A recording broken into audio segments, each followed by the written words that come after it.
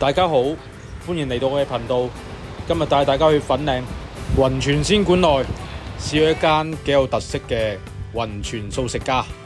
佢入邊原來都幾大喎，除咗食齋，仲有好多地方行。好快就行到我哋今日嘅目的地雲泉素食家。裏邊嘅裝修就簡樸啦，膠凳、木台，但係牆上嘅字畫幾特別。我哋成20人攞咗2張大台。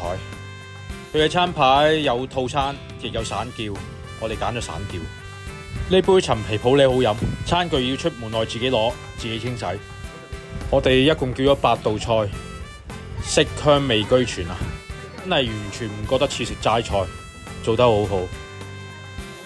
佢各樣食材都好新鮮，唔係好油膩，真係鴨有鴨味，齋有齋味，蝦有蝦味。佢各樣嘅時蔬都好新鮮。呢個西檸鴨，我覺得係鎮店之寶，一定要叫。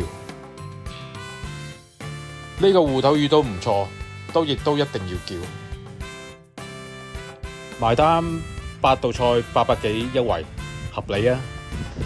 食完一頓豐富嘅齋菜，出館內行下，都幾多地方行㗎喎。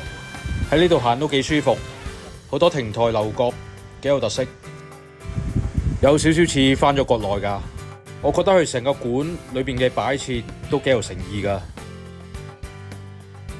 行下仲有市集行添，裏邊有好多特色小食，乾貨濕貨都有埋趁手啦。